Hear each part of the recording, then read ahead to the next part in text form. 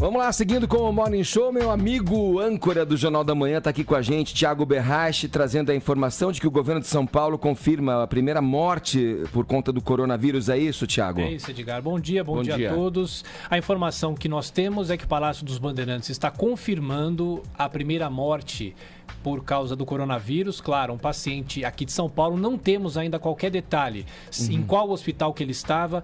A única informação que nós temos é que era um homem de mais de 60 anos, mas nós não sabemos onde ele estava, de onde ele veio, não temos obviamente nome, mas o governo de São Paulo, a 13h, dará uma entrevista com o médico Davi Wipp, que está coordenando esse gabinete de crise aqui no estado de São Paulo, com o secretário German da Saúde, mas o fato é o seguinte, essa morte nos surpreende.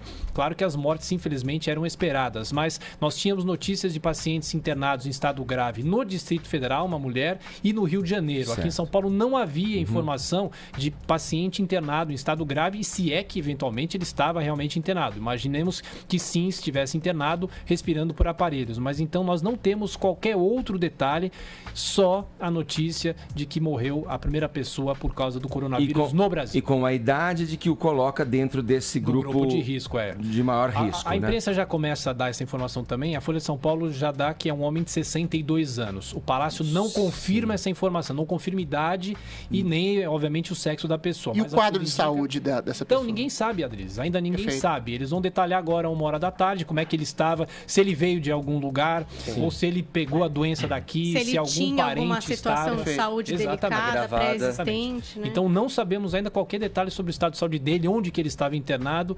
Então, os detalhes virão a 13h. Nós temos a atualização do número de casos confirmados também, de 234 de ontem, agora para 301 casos confirmados e uma morte, como disse aqui o Thiago Berrache. Sim, eu vou pedir para o Thiago seguir com a gente. Claro. Thiago, a gente tem aqui, continuando nesse assunto, na nossa cobertura sobre o avanço do coronavírus, nosso contato agora é com uma conversa que a gente vai ter com a geriatra, a Maísa Cairala, presidente da Comissão de Imunização da Sociedade Brasileira de Geriatria e Gerontologia, está com a gente. Doutora, bom dia, obrigado por nos atender, para esse esclarecimento tão importante, né, nesse momento que a gente passa. Obrigado por nos atender.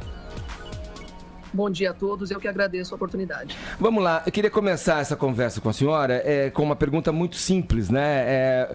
A gente vê esse caso que o Thiago traz pra gente, né, da primeira morte em São Paulo, de uma pessoa não tão idosa, mas 62 anos, tal, já entrando nesse grupo de maior risco aí. Os idosos devem ser mantidos isoladamente? Quais são as precauções para esse grupo de maior risco, doutora? É exatamente isso. Esse é o nosso posicionamento feito pela essa comissão na nossa sociedade, de que os idosos, principalmente os idosos com idade maior de 80 anos e aqueles que tenham algumas doenças crônicas, dentre elas o diabetes, as doenças cardíacas, as pulmonares, o uso de medicações como corticoide ou tratamento para doenças oncológicas. Hoje mesmo me perguntou uma paciente em tratamento para esclerose múltipla, são pacientes que devem sim poupar, sair às ruas, evitar supermercados, teatros, eventos coletivos, enfim, evitar qualquer contato com locais que tenham um número de pessoas grandes. Maísa, eu tenho uma pergunta, a gente acabou de registrar aqui o caso da primeira morte. Quantos anos tinha o paciente? 62. A informação de 60. Às vezes as pessoas não entendem o que é a pessoa mais velha, né? Quem é esse grupo de risco? A partir de que idade a gente está falando? Porque às vezes a pessoa não se considera dessa faixa de idade e de repente já é, né? E está entendendo que não está em grupo de risco, que não tem problema. Na verdade, assim, Paula, para todos os idosos com idade maior de 60 anos, vale esse critério. O que acontece com o envelhecimento é que existe uma população muito heterogênea. Pode ser que este paciente, essa morte que vocês estão falando, seja um paciente que tenha muitas doenças. Sim. E nesse sentido, ele é um paciente mais comprometido. E tem algum idoso com 80 anos que seja menos frágil, ou seja, que tenha mais condições de saúde melhor. Mas, de uma maneira geral, o que a gente sabe do Brasil por estudos populacionais, as pessoas com mais de 80 anos são as mais doentes e as que devem ficar mais restritas. Porém, todos os pacientes com 60 anos são idosos pela lei brasileira e devem obedecer à mesma legislação.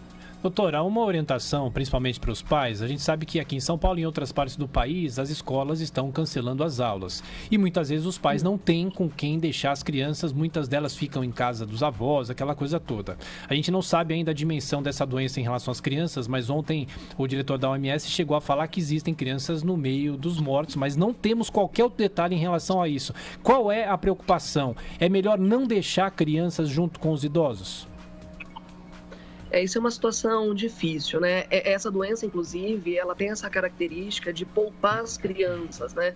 Embora tenha havido a morte, ela não é, por exemplo, como a influenza, que um dos grandes picos, além dos 60 anos, as pessoas com mais de 60 anos, são as crianças de 0 a 2 anos.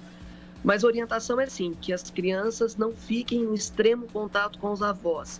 E o motivo é simples, essas pessoas, essas crianças, elas são carreadoras do vírus de uma forma sintomática. Na verdade, os estudos mostram que de 30% a 40% das crianças têm o vírus coronavírus e não manifestam a doença. Sim. Ou seja, elas não serão isoladas, entendeu? E aí o contato íntimo com os avós pode promover isso. Agora, isso é um grande problema social, porque muitos avós cuidam dos netos. É uma necessidade que a gente precisa discutir e precisa ser resolvida com bom senso. Doutora, há alguma forma de reforçar a imunidade das pessoas com mais idade ou que estão mais doentes? Alguma maneira, algum tipo de vida, algum tipo de medicação ou prática saudável, enfim? Posso aproveitar a pergunta do Adriles e incrementar com o seguinte? A gente ouve muitas coisas nesse momento, Adriles, desde as receitas mais naturebas, como se diz, de própolis, mel, limão, chá de limão, enfim, até os complexos vitamínicos. Isso ajuda nesse momento ou é só uma questão de quem já vem tomando essas substâncias, essas vitaminas que estão realmente protegidas, ou adianta a partir de agora começar a tomar lá o seu mel com própolis, o seu chá de limão ou enfim o seu complexo vitamínico? É uma pergunta interessante. Também me fizeram essa pergunta hoje de manhã. Na verdade, a gente tem visto altas doses de vitamina D, soros de imunidade.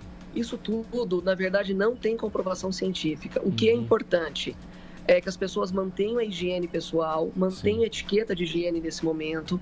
As pessoas tenham consciência do coletivo, parem realmente as pessoas que estão em casa, as crianças que não frequentem parques, os idosos que puderem, devem ficar mais restritos em casa e mantenham então com a saúde os cuidados habituais, glicemia controlada, a pressão, a alimentação, a hidratação, atividade física moderada, como já estava fazendo, obviamente não é para sair de casa para fazer atividade física, mas as medidas são as mesmas. Não há estudo que comprove que altas doses dessas vitaminas, nem neste momento, nem em outros momentos, aumentem a imunidade. Doutor, uma dúvida com relação à utilização das máscaras. Nós temos visto aí muitas pessoas utilizando máscaras agora já nos ambientes de trabalho e também em transportes públicos, pessoas que necessariamente não estão com o diagnóstico do coronavírus, estão utilizando as máscaras como maneira de prevenção. Mas lá no início a gente ouviu de vários especialistas que na verdade as máscaras seriam para as pessoas portadoras do vírus, para que não fizesse a transmissão. A máscara previne também essa possível infecção?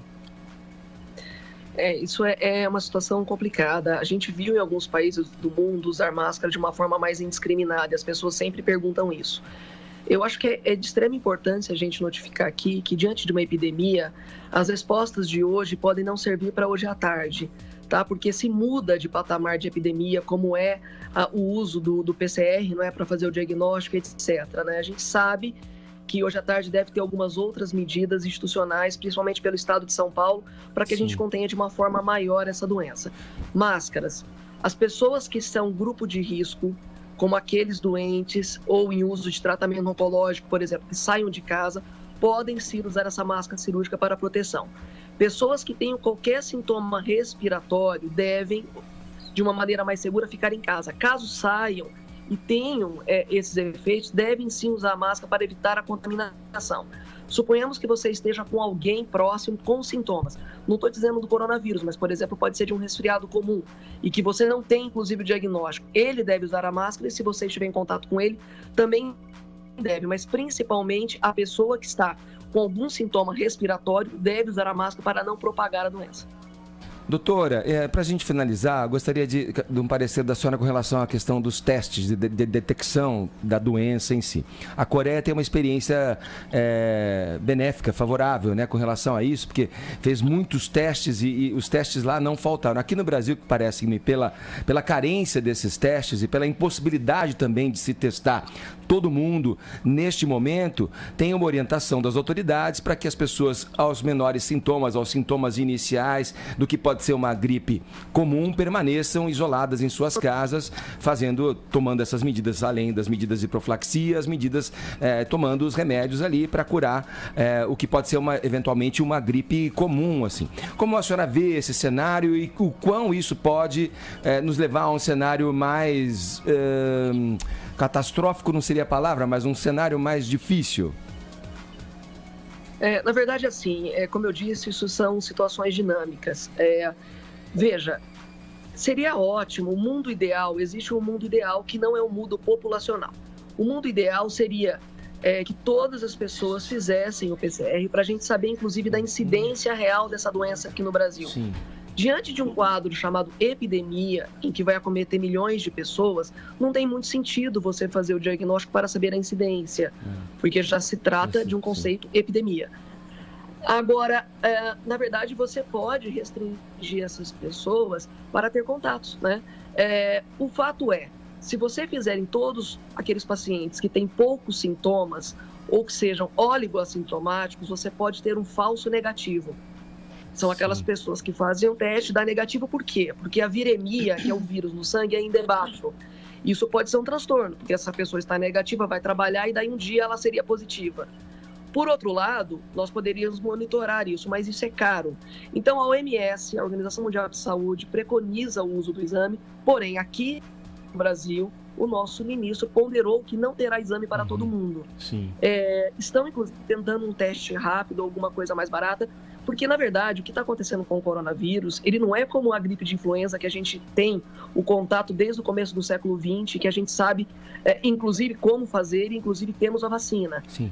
Nós estamos pegos de surpresa, os laboratórios ainda não fizeram uma maneira mais viável. Portanto, hoje, a recomendação se você tem sintomas como falta de ar e febre, procura um sistema de saúde e lá eles farão um exame para saber se você tem a doença. Caso o sintoma seja branco, você não deve fazê-lo. Certo. Tá bom, eu queria agradecer aqui a presença aqui via conexão de videoconferência com a doutora Maísa Cairala, que é presidente da Comissão de Imunização da Sociedade Brasileira de Geriatria e Gerontologia. Muito obrigado, doutora Maísa. Eu que agradeço. Um abraço a todos.